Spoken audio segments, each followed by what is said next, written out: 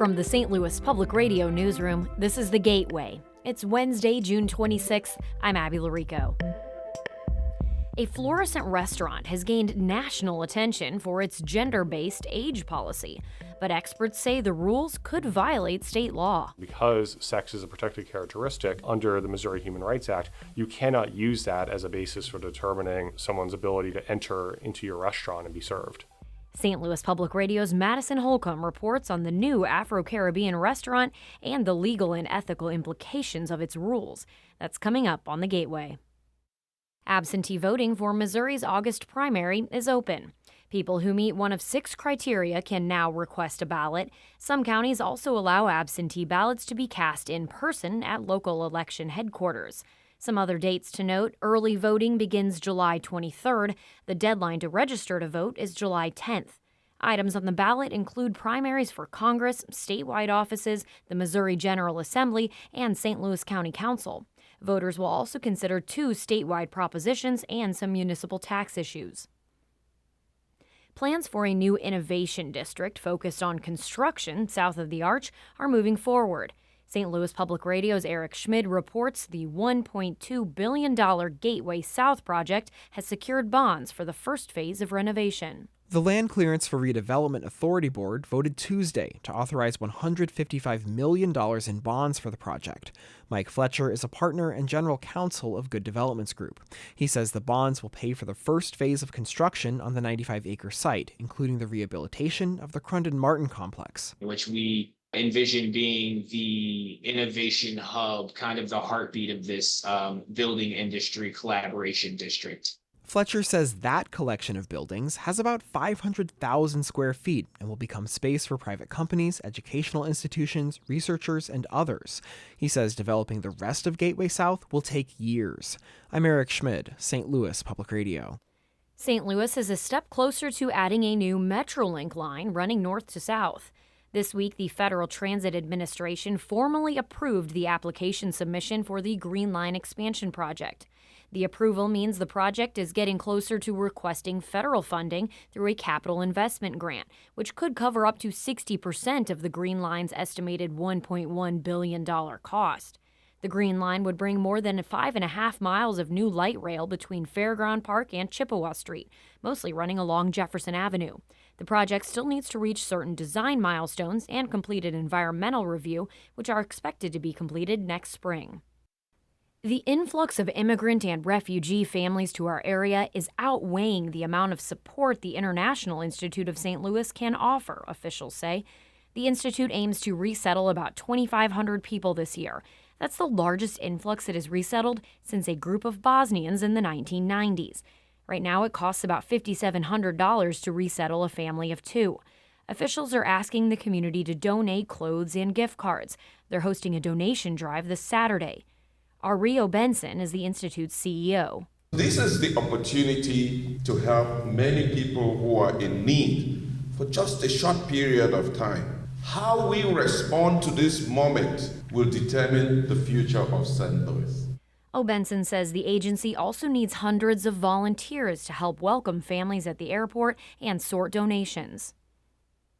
Another St. Louis restaurant that gained national recognition, this one celebrated for its elevated Ozark-inspired cuisine, has served its last meal.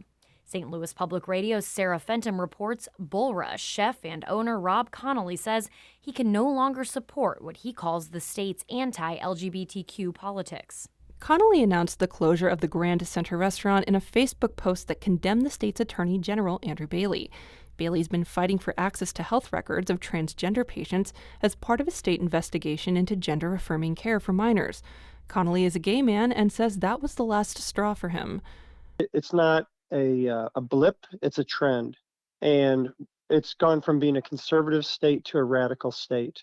And when we go radical, that's not good for business. Connolly was a Best Chef finalist for the James Beard Awards, sometimes referred to as the Food Oscars.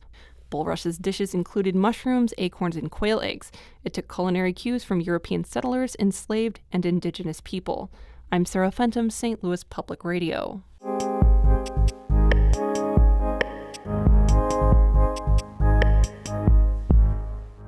Florissant restaurant has gotten a lot of attention for its minimum age requirements. St. Louis Public Radio's Madison Holcomb reports such rules could be in violation of Missouri state law. Marvin and Tina Pate had an idea for an upscale, resort-themed restaurant for years, taking inspiration from traveling to tropical destinations like Jamaica and Trinidad. About a month ago, they opened Bliss Restaurant. The menu is a fusion of Caribbean and African dishes, drawing from Tina's West African background. We wanted to bring something different, some different cuisine, not only just to St. Louis, but in this community as well. But the new restaurant's Afro-Caribbean cuisine isn't the only characteristic setting it apart from other restaurants. It has been sparking conversation online for its minimum age requirements.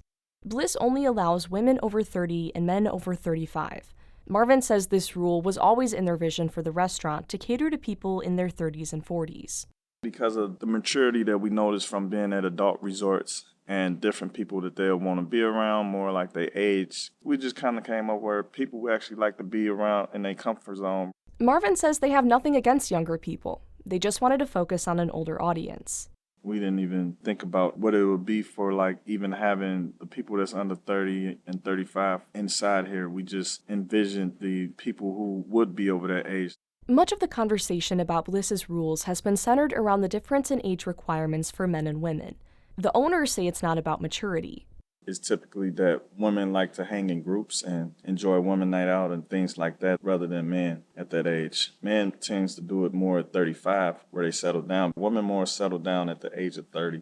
But these gender-based age requirements could be in violation of Missouri law, according to Travis Crum. Crum is an associate law professor at Washington University. The Civil Rights Act of 1964 prohibits discrimination on the basis of race, color, national origin, and religion for public accommodations. The Missouri Human Rights Act prohibits discrimination on the same categories, but also on the basis of sex or gender. Crum says Bliss could set an age limit if it wanted to.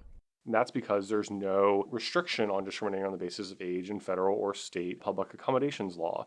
However, what's problematic about Bliss's policy is that it uses a person's sex to determine what age limit applies to them. Marvin says he believes this law doesn't apply since they're a private business. Tina says they talked to a couple attorneys about the rules, but they still don't really understand the laws and how they apply to their business. When asked if they would consider changing their policy if someone took legal action, Marvin said they'll cross that bridge when they get there. Jennifer Clemens, who's 50, dined at Bliss last week. She says she really enjoys the age requirement. Coming from an environment where we're always running into the younger crowd, I don't mind them having their space, but I really wanted somewhere to go to be able to just mingle with people of the same age and have the same commonalities. Michael North is a professor of management and operations at New York University. He studies what he calls youngism, or ageism targeting younger adults.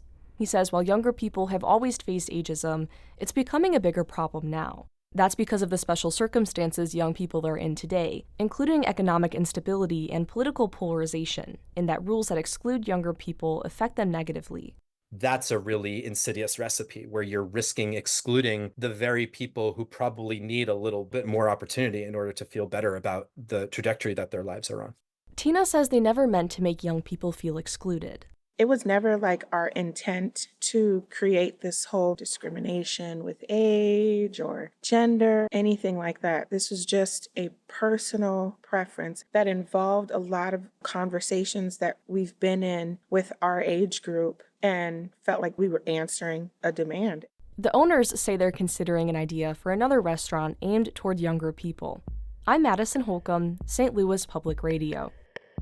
Our Fred Ehrlich edited that piece.